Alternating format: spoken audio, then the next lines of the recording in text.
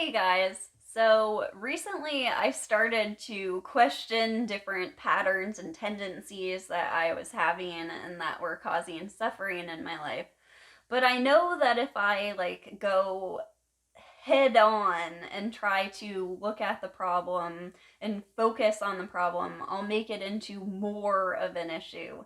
So I've learned how to go about these things, and I've learned to have a very easygoing, fun loving, kind of humorous attitude about it. And this past week has been hilarious and incredibly productive and very insightful. So, just for fun, I wanted to share how everything sort of led to another thing and how this all happened. So, I've been journaling a lot recently, and I just journal when I feel like it. And there's certain times when I feel like I can't just shut my thoughts off, that there's stuff that wants to come out. And very often I'll see some sort of connection, or I'll catch something. And it's starting to amaze me how fast I'm getting at doing this, and how I can completely it's like the bad mood that's been going on for a while will just pop. And it never ceases to amaze me how, it seems difficult, but it's so easy to put carrying how you feel ahead of thoughts, and yet how easily tricked we can get sometimes. So, a whole bunch of things led to another, and journaling kind of susses this out and can really give you connections and sort of show you things, and all it does is bring things to light. But for some reason it feels as if this weight has been dropped, or somebody just popped a balloon of suffering. But anyway, so I started writing down lists of things that I wanted to buy, and I started categorizing different sections of my life and writing them all in this one journal recently. And one of the things that I wrote down, and I found this to be incredibly helpful, but one thing I wrote down was a vintage, I think it's the 50s or the 60s, lobster jello mold, because someone I follow has this as a joke because it doesn't just look like a lobster. And so I thought it would be hilarious to get one, and I have this copper theme in my kitchen. And it would be a great thing to help me not care what other people think, because it is when you see it from a distance on the wall, it's pretty funny. So a lot of hilarity ensued when my husband was like, "What is that?" And I sort of explained, and even bringing it upstairs to film this video, he's like, "Why are you taking that upstairs?" So it's been hilarious, but it also made me realize that I had always loved the jello molds in my grandmother's apartment. And so I decided to buy a whole bunch of them off eBay. And so they were just sitting in the closet because my kitchen needed to be painted. But I didn't think that I could paint the kitchen because I couldn't move the refrigerator. And my washing machine ended up breaking, which led to me having my dad come over and us realizing, him helping me move the fridge and me realizing I could move it. So I decided to paint the whole room. And when I did that, I was listening to music, and my son just kept going to my computer and changing the music to replay this one song, which is Shotgun by George Ezra. And I love that song. A couple years ago, they played it on the radio all the time. But my son replayed it and replayed it and replayed it, and learned every single word to it while I was painting this kitchen. And so this led to me looking up George Ezra. And I fell in love with him, and especially with his song Blame It On Me. And I ended up looking him up, and I found out that he openly talks about having suffered or suffering from pure O, which is a new term for obsessive compulsive disorder, but it's mostly obsessive thinking.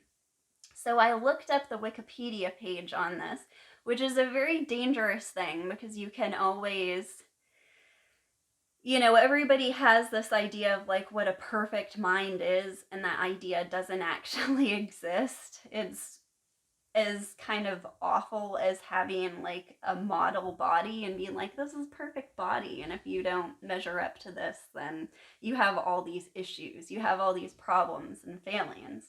And so I disagree with that, although looking up certain mental illnesses with a very fun, free, humorous spirit, which is how you should go about doing any sort of like shadowy or looking into anything, can be really insightful.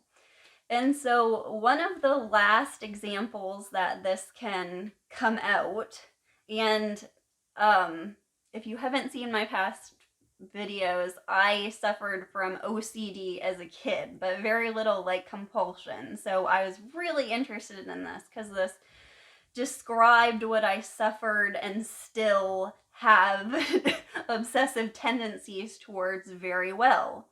But the last way it could present was really interesting to me. And it was the category of existential questioning, involving, I quote from Wikipedia, involving persistent and obsessive questioning of the nature of self, reality, and or other philosophical topics.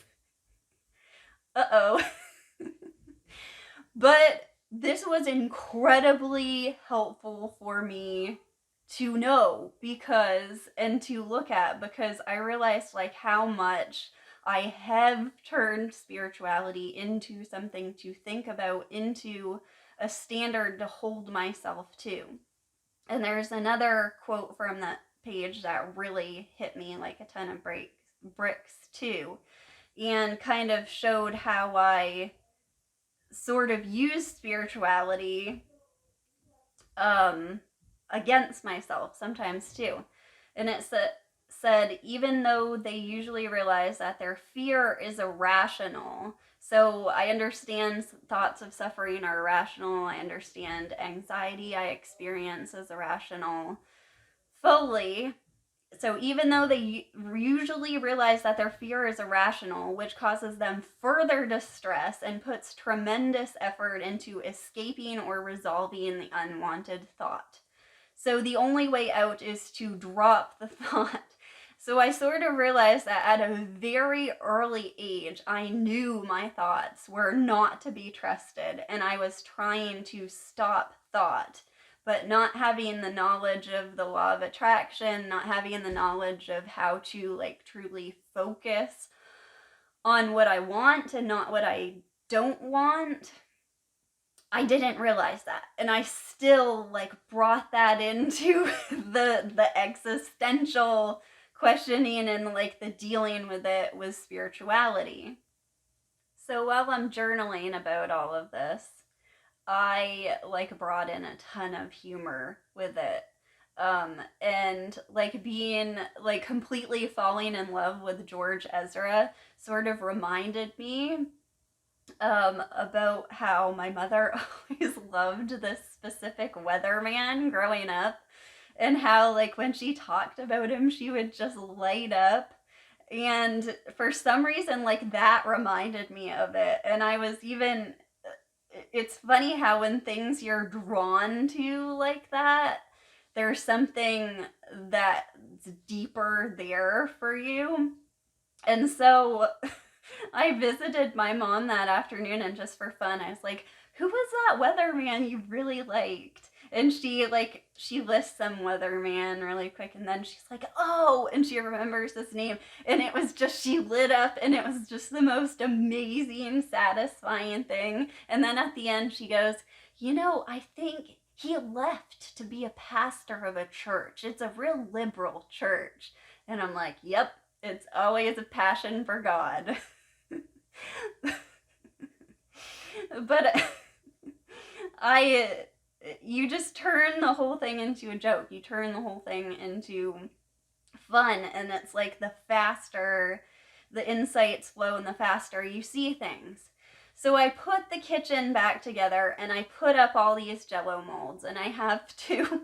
I got super cheap on eBay because nobody wants these things anymore.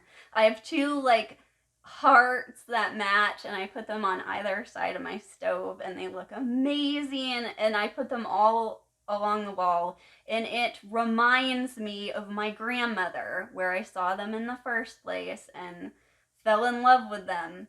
And suddenly I'm faced with the fact that I have always been like, all these memories sort of like come back over the series of a few days of how I've always been compared with her, told that I was her favorite, thinking about how she was always into crafts and art, and so was I, and I was only a member of the family, and how similar my psychology is to her, and how she was always discontent and had this sort of like obsessive, clingy personality when it came to other people. I had favorites. I was her favorite, and how I had this like whole thing, and even her death and like mourning her death, I had avoided a lot of feelings at that point. And these jello molds, like in my kitchen being like her kitchen, just sort of like all brought that back, and all came from just me doing came from this. So that's not the end of it. Then I had this dream that was incredibly symbolic, and I won't go into the whole dream. I journaled about it, but it had there was a place that sold lobster like in the woods behind my parents, and then we went through her there was a person who was also a like had porcupine needles like for symbolizing protection.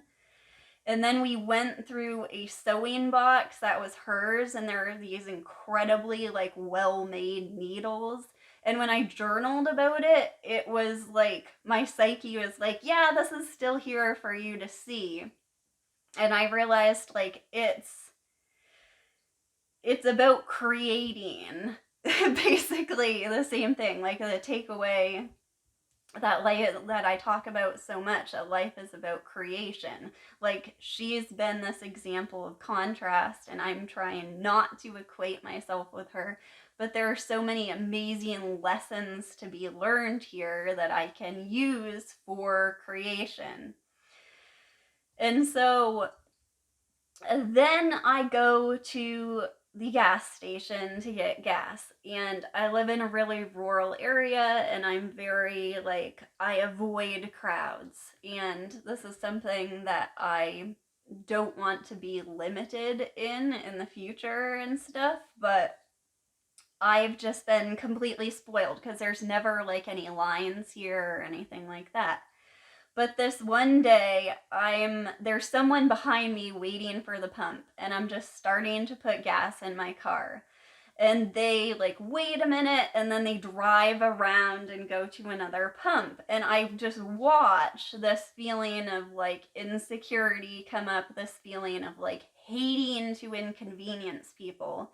And when I looked up the Pure O Wikipedia page, that was something that came up too, is how one of the major ways that I still sort of experience this kind of obsessive thinking is obsessing about doing something wrong by somebody or hurting somebody like accidentally. And so I hate inconveniencing people. So I'm kind of like watching these thoughts come up and feeling like I shouldn't have come to the gas station at this point. I shouldn't be here. Like this sort of like old kind of wishing I could disappear, and then kind of seeing the flip side of it. Like I illustrate this sort of tendency or phenomenon in my Wheel of Suffering video, that I am so impatient that I project this onto other people, that it's sort of like my own impatience. And sort of like all of this is being processed and not really being processed because I'm just like there aware of things. So this kind of happened later. But I look over and I've been at the time listening to Abraham Hicks, who uses a navigation system as a like term. And so the vehicle is a navigator, and they have a sticker that says, "I'm only speeding because I have to poop." And it was the perfect thing to like make somebody wait or inconvenience them, and think about like how we're rushing through life and how we all go about with like our sort of like shadow or like this undealt with stuff is like like we're constipated with it. It was just like the funniest thing. So the moral of this very long, convoluted story is that you should go with how you feel. So even if that means completely changing the topic, even if it means that you are conscious of something that you want to explore about yourself or some problem you want to deal with, always go with how you feel. Don't just like force yourself to deal with this issue thinking that happiness will follow. Because while that may be true, there's only the now, and so there's only happiness now. So go with what makes you happy, even if it's something as ridiculous as this. Because there is nothing to take seriously here. And when you are taking yourself seriously and you want to disappear, like my example of the feelings that came up about myself at the gas station, wanting to disappear or wanting to be the perfect version of myself, either one of those, whatever I feel is a reachable goal at the moment, that is creating yourself. But if you can laugh and you can go with the joy and the flow, this is the most incredibly fun, rewarding kind of thing. And it's shocking to realize that we have literally used electric shock therapy in the past to deal with people's issues and suffering, when really like seeing them is supposed to be the most fun, amazing thing.